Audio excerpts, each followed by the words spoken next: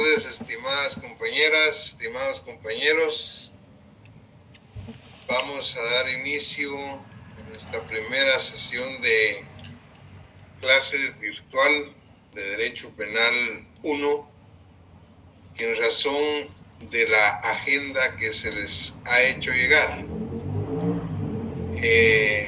Debo de rogarles disculpas por los minutos de atraso, pero hemos tenido problemas técnicos pues, para poder conectarnos.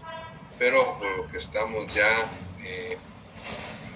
listos y atentos pues por cualquier cuestión que se pudiera dar en el transcurso de la clase, ustedes me dan unos minutos para volver a conectarles si es que hubiera alguna desconexión. Agradeciendo, como les dije en la clase anterior, desde ya a todos quienes me han prestado pues la colaboración para poder salir adelante desde el punto de vista técnico, especialmente en estas clases virtuales.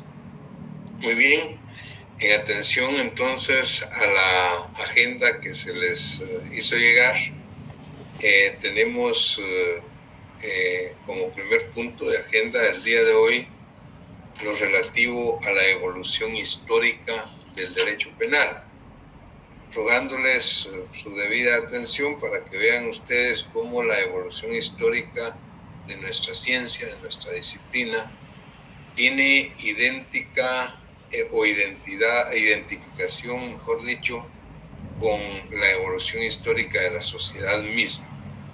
Luego tenemos dentro de esta evolución histórica una división que se hace desde el punto de vista académico por los diferentes tratadistas que le han denominado a la primera y más antigua época de la evolución histórica, le han denominado época de la venganza privada.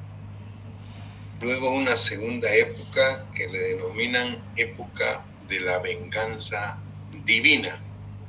Luego pasamos a una tercera época que le denominan de la venganza pública, hasta llegar al cuarto periodo que se denomina periodo humanitario, que nos lleva a lo que finalmente conocemos como la etapa científica del derecho penal moderno, del derecho penal contemporáneo.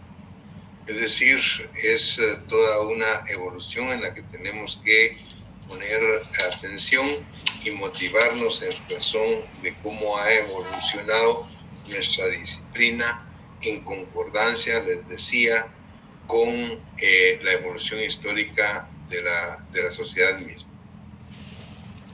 En principio, cuando hablamos de la época de la venganza privada, nos estamos refiriendo a la época más antigua del derecho penal, cuando obviamente no se denominaba ni por asomo derecho penal, sino era una forma de las personas de vengar las ofensas o las lesiones que ellos recibían, que las personas recibían, que los grupos recibían.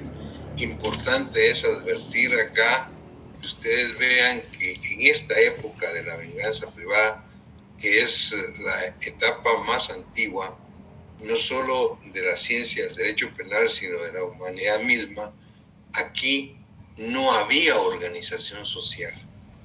En esta época de venganza privada no había organización social, ni mucho menos Estado. Aquí no había Estado. Eran grupos nómadas de personas que obviamente sobrevivían sobre la faz de la tierra. Grupos de personas que se iban desarrollando de la mejor manera posible, como ellos les iba conviniendo, de acuerdo pues a la naturaleza misma. Y en ese sentido no se poseía el vigor necesario para imponer, digamos, lo que podría ser una justicia cuando se cometía pues, una infracción, porque no se denominaban así, sino que más que todo se refería a la defensa que hacían las personas mismas cuando eran lesionadas, o cuando se les lesionaba o se les ponía en peligro o se afectaba sus bienes. Ese grupo de personas se defendía por sí mismo, y a eso pues se le denominaba venganza privada.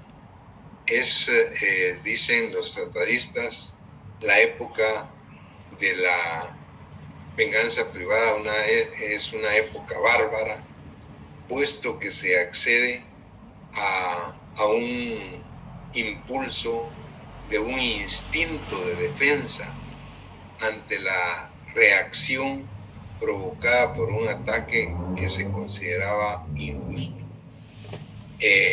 Como no había organización del Estado y los individuos, no había sociedad, organización social ni organización del Estado, los individuos pues, que se sentían ofendidos en sus derechos acudían a una defensa individual, y cada quien, escuchen esto, se hacía justicia por propia mano. Esa justicia, eso de hacerse justicia por propia mano, llevó a perniciosas consecuencias de una reacción ilimitada. Fue tan grave la situación que se dio, que se daba, en cuanto a la autodefensa que hacían las personas o a la venganza que cobraban después de haber recibido pues una lesión o algo que les parecía injusto. La reacción era mucho más grave que la ofensa que habían causado, de tal manera que es donde aparece lo que nosotros conocemos como la ley del talión. Es decir, vean ustedes, era una etapa tan bárbara que la ley del talión fue un paliativo. La ley del talión decía ojo por ojo y diente por diente, no más allá, solo ojo por ojo, solo diente por diente, no más allá. Eso era, digamos, la idea que en ese momento querían enviar a las personas con la aplicación de la ley del talión, para que la venganza o la reacción que tuvieran las personas a las ofensas recibidas no fueran mucho más graves que lo que a ellos les habían hecho. Además de la ley del talión, se hablaba en aquel momento de otra manera de solventar las situaciones a través de lo que se llamó la composición. Esta composición se refería a un procedimiento a través del cual el ofensor o su familia entregaban al ofendido o a la familia del ofendido cierta cantidad de bienes para que estos no ejercieran el derecho de venganza, para que no ejercieran ese derecho de venganza que era mucho más grave que la ofensa recibida. Esta situación, como les decía, pues se dio en aquella época donde se trataba de tribus, de organizaciones nómadas, pues al no haber una organización social ni haber organización del Estado. Esta fue la primera manifestación que podríamos denominar como la iniciativa de lo que hoy conocemos como el derecho penal.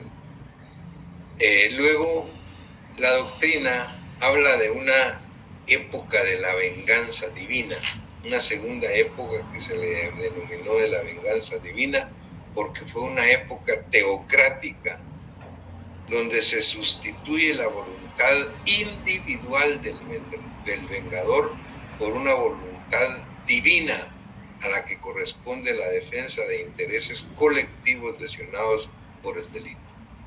Estamos hablando de una época de la venganza divina, cuando la justicia penal se ejercitaba en nombre de Dios.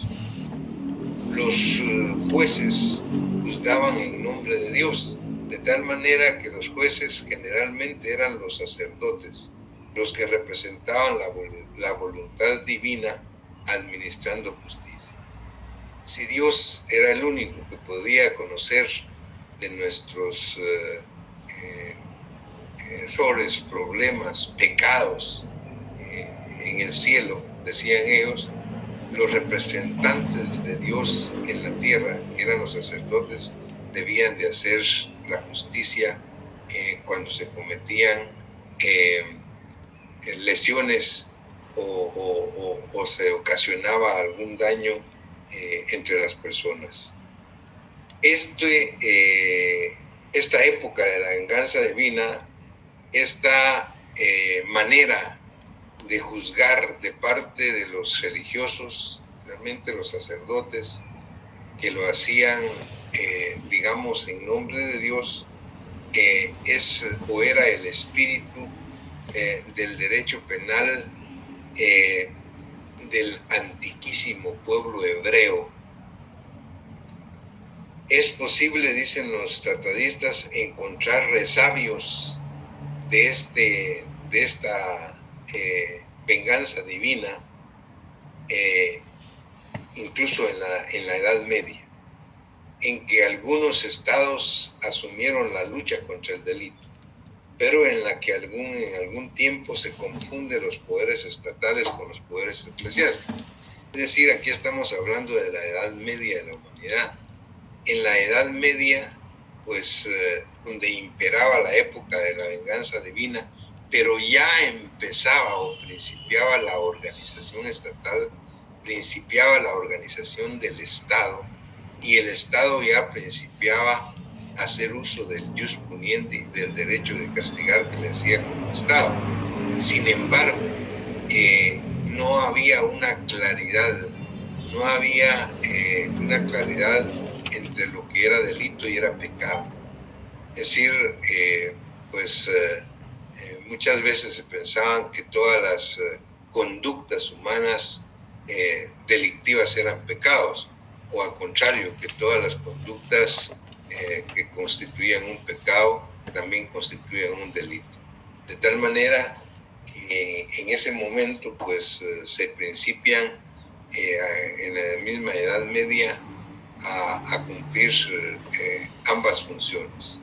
De parte de los representantes de Dios en la tierra, sacerdotes, y de parte de los representantes del Estado, porque ya se constituía Estado, ya había una incipiente organización social y principiaba ya a imperar el Estado. Esta época de la venganza divina en Edad Media es la que nos traslada inmediatamente a la tercera época que los tratadistas llaman época de la venganza pública. ¿Por qué? Porque se deposita en el poder público la representación de la vindicta social respecto de la comisión de un delito. Es decir, ya estando el Estado constituido, los que ejercían el poder en nombre del Estado inmediatamente se hicieron cargo de administrar justicia, especialmente justicia penal, cuando algunas personas se consideraban lesionadas o se lesionaban o se producía algún resultado dañoso en sus bienes o en sus personas. La represión penal que pretendía en aquella época mantener a toda costa la tranquilidad pública se convirtió, dicen los tratadistas, en una verdadera venganza pública que llegó a excesos, caracterizándose por la aplicación de penas totalmente inhumanas y totalmente desproporcionadas con relación al daño causado. La pena en aquella época era sinónimo de tormento y se castigaba con severidad y crueldad, un hecho que hoy día ni siquiera es delito. Por ejemplo, la hechicería, por ejemplo, la magia. Eran situaciones que en aquel momento se castigaban incluso con la pena de muerte en tribunales especiales. Era importante advertir que estamos hablando del siglo XV al siglo XVIII. Es más o menos entre el siglo XV y el siglo XVIII cuando se da la época de la venganza pública. Era tan fuerte este tipo de justicia, entre comillas, que ejercía el Estado, que la pena trascendía a los descendientes del reo. Y dicen los autores, que no se respetaba ni siquiera la tranquilidad de las tumbas, por cuanto que se desenterraba a los cadáveres y se les procesaba. Importante es admitir que reinaba una administración de justicia totalmente desigual. A algunas personas, de acuerdo a los intereses de quien ejercían la potestad pública, se les trataba y se les de una forma, y a otras personas de una manera totalmente distinta. Es importante advertir que las penas y las conductas que se consideraban delictivas se hacían de manera puramente arbitraria. Es decir, no se tenía el total y absoluto respeto a una ley penal. Una ley penal que tal y como la tenemos ahora parte de un principio de legalidad. Es decir, que los jueces aplicaban penas y consideraban conductas delictivas de acuerdo a su criterio,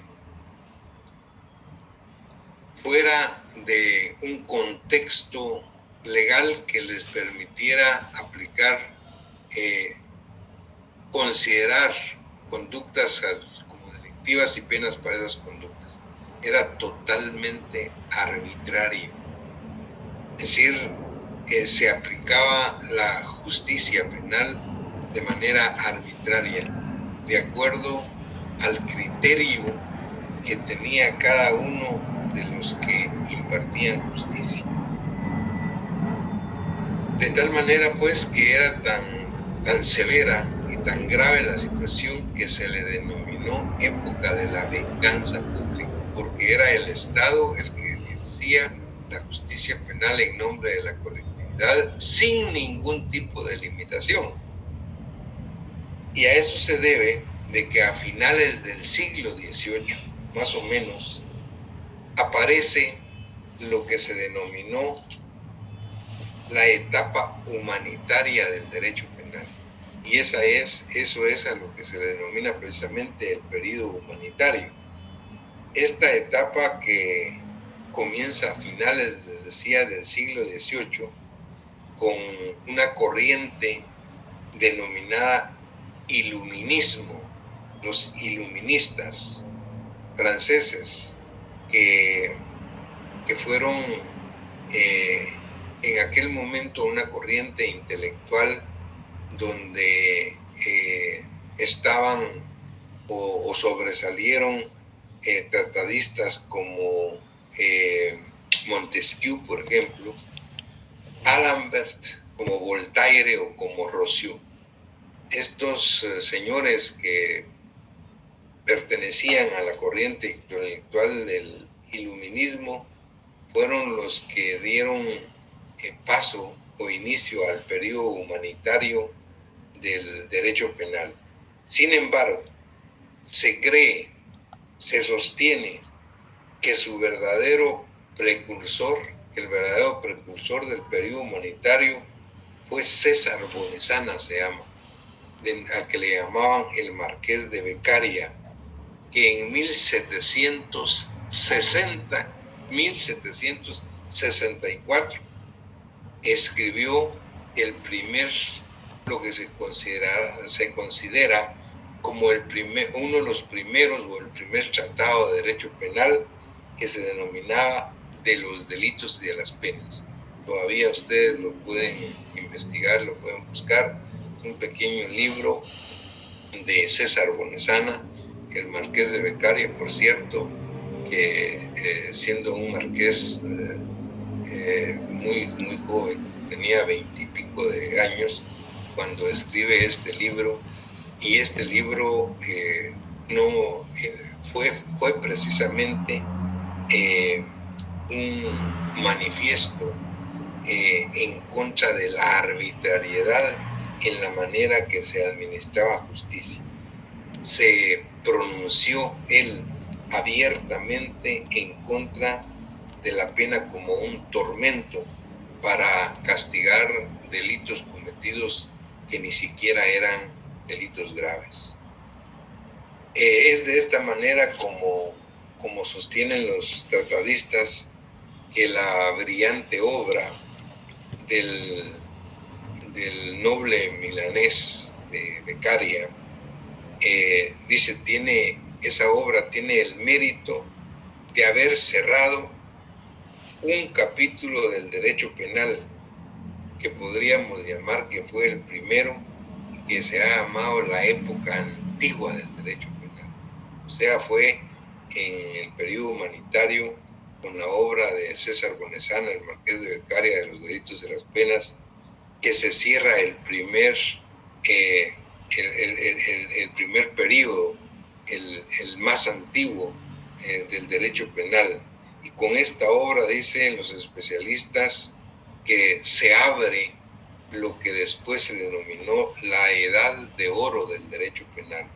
La edad de oro del derecho penal, donde tratadistas como Eugenio Florian dan a Beccaria, a César Bonesana, el Marqués de Beccaria, la gloria de haber elevado a dignidad de ciencia el derecho penal. Es decir, a partir del periodo humanitario y con esta obra del Marqués de Beccaria, de los delitos y las penas, podemos decir que empieza la etapa científica del derecho penal, que hasta hoy nos tiene entretenidos con el estudio de las corrientes modernas y contemporáneas de la disciplina que hoy estamos estudiando. Pero vean ustedes cuándo y de qué manera principia. Cuando llegamos, y es aquí donde podemos decir que llegamos a la etapa científica, es precisamente con el aparecimiento de las escuelas del derecho penal. Ahí aparece la escuela de juristas, que se denominó escuela clásica, luego la escuela positivista, y luego aparecen las escuelas intermedias del derecho penal en Europa, que obviamente hacen toda una construcción de la ciencia del derecho penal como ciencia, y las ciencias criminológicas, pues que hoy nos tienen todavía discutiendo sobre todo lo que tiene que ver respecto del delito, del delincuente, de las penas y medidas de seguridad en las diferentes legislaciones y en los diferentes países del mundo. Ahí es donde empieza la etapa científica, después de haberse dado la Revolución Francesa, la Declaración de los Derechos de las Personas, que se le llamó Declaración de los Derechos del Hombre en aquel momento, y que obviamente estaba proyectando lo que lo que era el principio de la etapa científica del derecho penal que nos lleva a la época moderna y contemporánea, que es la que estamos trabajando pues actualmente. Bien, de acá tenemos entonces en nuestra agenda de estudio hacer el análisis de las diferentes escuelas penales que dan vida e inicio a la etapa científica del derecho penal. Sin embargo, por razones pedagógicas y de tiempo, en este momento, vamos a dejar el tema de las escuelas penales para el próximo día jueves, la próxima clase virtual del día jueves, para hacerlo de manera más tranquila y más proyectada. Y vamos a principiar a ver en la sesión de clase de hoy el punto que se refiere a las denominaciones del derecho penal, cómo aparecen, a qué se les llaman las denominaciones del derecho penal. Pero sí creo que es importante, previo a eso y en este momento, hacer un resumen de lo que, o una síntesis de lo que ha sido la evolución del derecho penal en Guatemala, en nuestro país, especialmente pues analizando la crisis del derecho penal actualmente en atención a la evolución que hemos tenido. Y para ello pues creo que es importante decir que en toda la historia jurídica de Guatemala hemos tenido solo 5 códigos penales. 5 códigos. El último, el quinto, es el que ustedes tienen en la mano en este momento. Es el decreto 1773, que cobró vigencia el 1 de enero de 1974, es decir, hace 52 años que tenemos este código y que no se ha podido renovar, y que es parte pues de lo que se ha denominado la crisis del derecho penal nuestro, por cuanto que ya es necesario la modificación, no más que la modificación, es la emisión de un nuevo código penal moderno que pueda superar todas las instituciones todavía de la escuela clásica, como vamos a ver el próximo jueves, que todavía tiene nuestro código penal vigente. Sin embargo, les decía que hemos tenido 5 códigos penales. El primer código penal en Guatemala se promulgó en el año de 1834 y precisamente fue durante el gobierno del doctor Mariano Gálvez en que se hace la promulgación del primer código penal. Luego, el segundo código penal se promulga en 1877 durante el gobierno del general Justo Rufino Barrios. Se promulga el segundo código penal. El tercer código penal en 1889 durante el gobierno del general Manuel Lisandro Varías. Y el cuarto código se promulga en el año de 1936 durante el gobierno en Guatemala del general Jorge Ubico. Esos fueron los 4 primeros códigos. Y de 1936 este código se aplica hasta 1974, que es cuando entra en vigencia el 1 de enero de 74 el decreto 17-73 del Congreso de la República, que es el que contiene el actual Código Penal nuestro. Ese Código Penal nuestro, les decía, que tiene 52 años y que ha sufrido una cantidad exagerada, enorme de modificaciones. Pero aparte de eso, se han dado una exagerada cantidad de leyes penales especiales.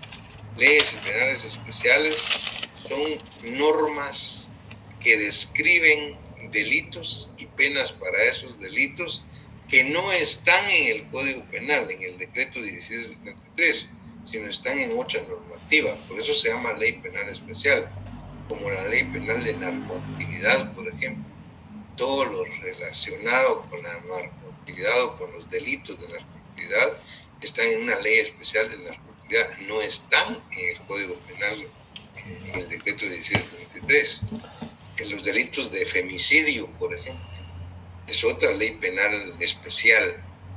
El Código de Aduanas es otro Código Penal especial. Así hay una serie de leyes penales, la ley de tarjetas de crédito, una ley penal que fue aprobada el año pasado, recientemente, hace algunos meses. Es otra ley penal especial, y así hay una cantidad de leyes penales especiales, pues que lo conveniente sería en una nueva legislación penal, en un nuevo Código Penal, que se pudieran unificar todas estas disposiciones legales para su mejor interpretación y aplicación. Es importante advertir que hay intentos o la intención de modificar, de crear un nuevo Código Penal desde hace unos 30 años en nuestro país. Y se han presentado bastantes proyectos de ley al Congreso de la República que pues todavía obviamente no se han discutido porque son procesos bastante largos, complicados y no se ha dado la oportunidad, pero es algo, digamos, pendiente que se tiene en actualizar el Código Penal nuestro, que tiene 52 años. A la par de ello, vale decir que hace 34 años se emitió y se promulgó en Guatemala un nuevo Código Procesal Penal muy técnico, de mucha avanzada. Guatemala fue el primer país en América Latina, y estoy casi seguro que fue el primero, y si no está entre los primeros, en que pues se principia a desarrollar un proceso penal a través de dejar fuera un código procesal penal totalmente inquisitivo, que era escrito y que era por registros, como todavía es el Código del Proceso Civil en Guatemala. Así era, digamos, el procedimiento penal, pero es a partir del año 92 que se promulga el decreto 5192 del Congreso de la República, Código Procesal Penal, que está vigente y que conlleva un proceso penal de corte acusatorio. De corte acusatorio quiere decir que se proyecta o que se practica a través del juicio oral y público, como lo ven hoy ustedes todos los días en los tribunales penales de Guatemala. Es decir, los juicios penales se llevan a cabo a través de audiencias que son orales y que son públicas. Eso se refiere a un proceso penal acusatorio, que obviamente pues para nosotros fue una novedad desde hace 34 años, pero en gran parte de legislaciones del mundo es lo que siempre han tenido, como en Europa, en Francia, en Italia, en Estados Unidos, de aquí de América, por ejemplo. El proceso penal en los países anglosajones es totalmente oral y público. De tal manera pues que ese fue un paso importante que dio la República de Guatemala, la legislación penal de Guatemala hace 34 años. Pero desde hace 34 años para acá se han hecho una gran cantidad de modificaciones al Código Procesal Penal. De tal manera que lo más conveniente sería también emitir un nuevo Código Procesal Penal que recogiera de la mejor manera una serie de modificaciones que se han hecho al que está vigente. De tal manera que es una tarea pendiente, pues podemos decirlo así, desde el punto de vista técnico-científico, la actualización y la modernización del Código Penal Sustantivo, que tiene 52 años, que es de 1974, y del Código Procesal Penal, que tiene 34 años, que es de 1992. Eso podría ser pues un resumen de la evolución histórica que ha tenido la legislación penal en nuestro país, en Guatemala especialmente. Muy bien. Inmediatamente entonces podemos tratar el punto que tenemos para hoy, para dejar pendientes los demás de la agenda que se les hizo llegar para terminar el día jueves. Entonces tendríamos las diversas denominaciones del derecho penal. Y lo que significa esto es que a través de la evolución histórica de las ideas penales que hemos venido diciendo, y producto de esa discordancia que ha existido entre los diferentes tratadistas de nuestra materia,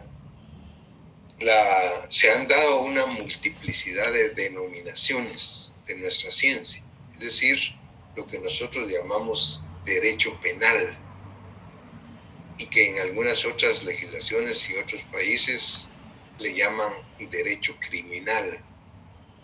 Pero hay muchas otras denominaciones.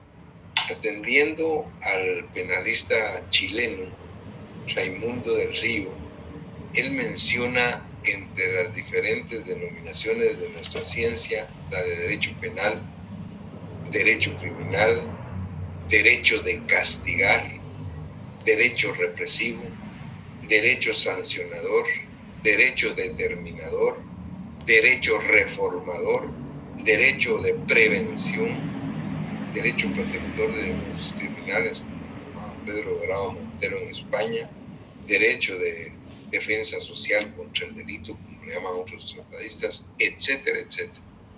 Vean ustedes la cantidad de denominaciones que tiene nuestra disciplina, la disciplina que hoy estamos estudiando, derecho penal.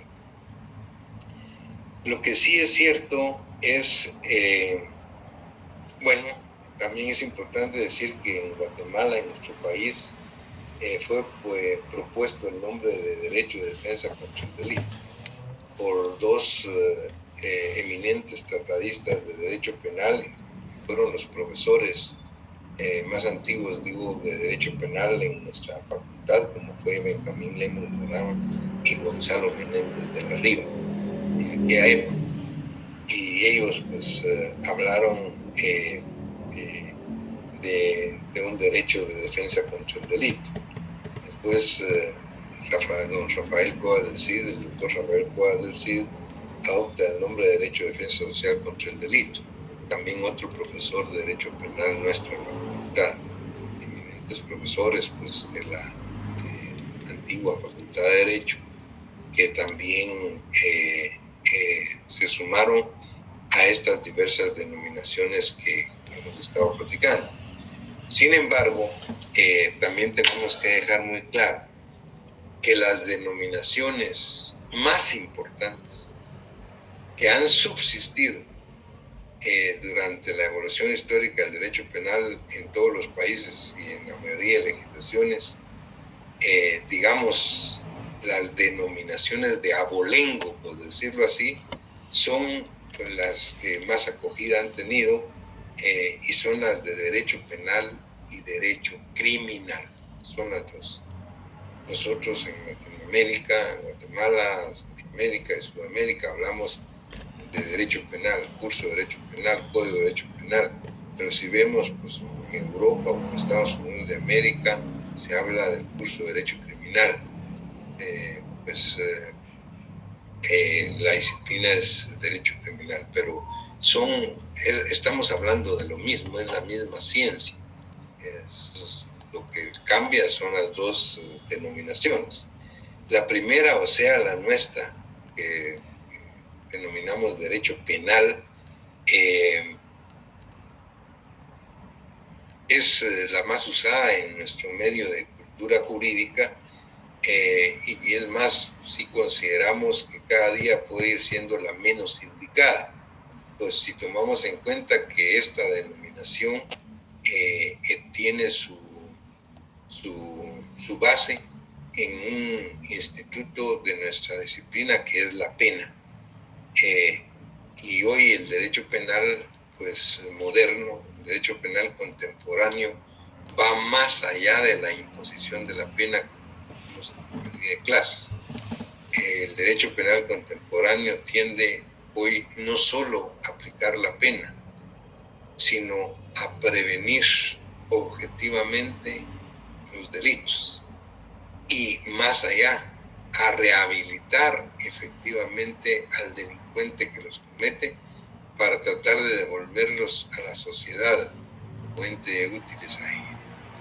Eso, digamos, son principios, son proyecciones del derecho penal moderno, del derecho penal contemporáneo, que más que castigar, se proyectan ya más allá del castigo a una prevención objetiva del delito y a una rehabilitación efectiva del delincuente, por lo menos desde el punto de vista doctrinario. Que eso pues se pueda lograr llevar a cabo, eso es otra cosa, pero desde el punto de vista de la doctrina científica, los tratadistas y los libros de derecho penal moderno pues proyectan hacia ello.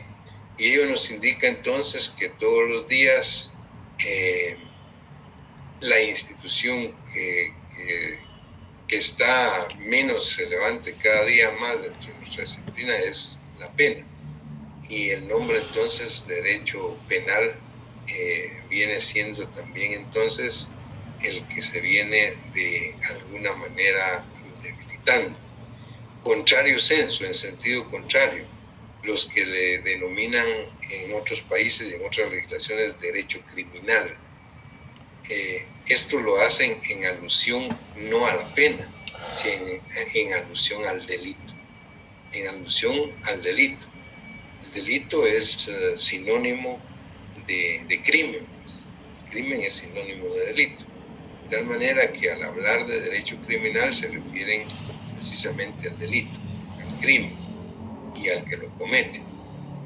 Y sinceramente creemos, o por lo menos yo particularmente creo, que el delito es el eje fundamental del derecho penal y no la pena.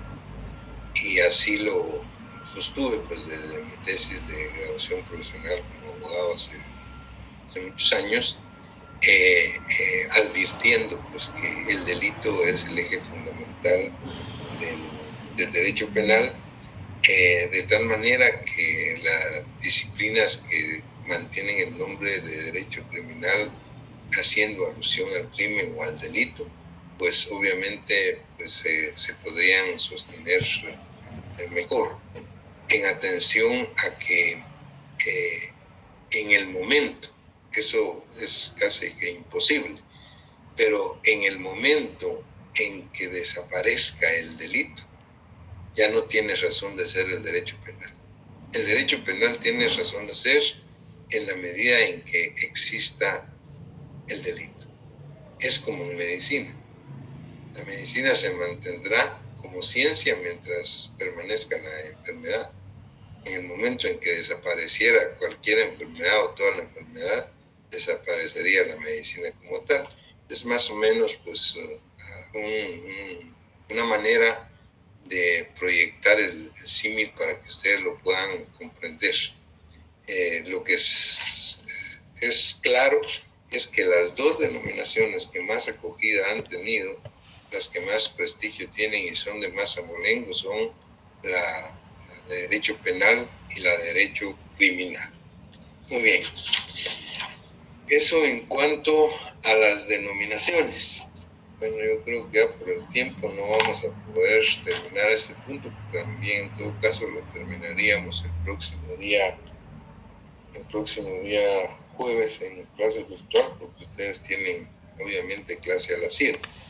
Tal vez entonces finalizaríamos diciendo que hay algunas clases de derecho penal, tal y como lo dijimos en la primera sesión en la facultad. Está el derecho penal sustantivo, que es el que nosotros estamos estudiando ahorita, el derecho penal sustantivo, y que tiene como referente el Código Penal, el decreto 1773, que ustedes tienen ahorita. Pero luego tenemos el Código, el derecho penal procesal o adjetivo.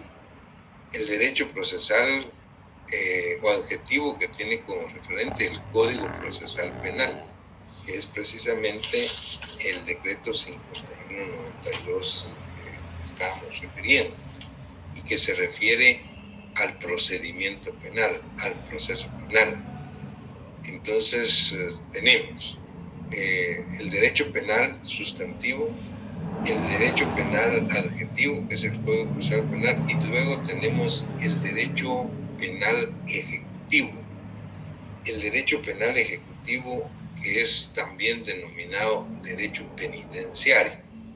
Este derecho penal ejecutivo penitenciario no ha alcanzado autonomía propia en nuestro país, en Guatemala. Vean ustedes, nosotros tenemos un código penal, tenemos un código procesal penal, pero no tenemos un código penitenciario. Regularmente en los programas de estudio de las facultades de Derecho, el derecho penal ejecutivo o derecho penitenciario se estudia como parte del derecho penal sustantivo y como parte del derecho procesal penal o adjetivo. Pero, digamos, son las tres ramas de derecho penal: sustantivo, adjetivo y ejecutivo. Luego de estas clases de derecho penal, tenemos algunas otras que se vienen dando por materia especializada. Actualmente se habla, por ejemplo, de un derecho penal administrativo. Se habla de un derecho penal fiscal, un derecho penal tributario. Se habla de un derecho penal disciplinario. Se habla de otro tipo de derechos, pues que se refieren a materias especializadas, pero digamos que dentro de las más comunes son estas que he mencionado y que me voy a referir pues específicamente en la sesión del día jueves a ellos. Entonces el día jueves finalizamos la agenda que teníamos para esta semana, pues terminando las clases de Derecho Penal y examinando las escuelas del Derecho Penal de la época científica, que fueron las que quedaron pendientes ahora que tratamos la evolución histórica de las ideas penales. Así es que por el tiempo, pues les agradezco en todo lo que vale. Muchas gracias por su atención y afortunadamente pues no tuvimos ningún problema con la conexión del curso virtual ahora, y esperamos que pues ya todo listo para no tener ningún contratiempo. Que estén muy bien, pasen feliz noche, se cuidan y nos vemos. Feliz noche, licenciado. Gracias, feliz noche, licenciado. Feliz noche, Jake.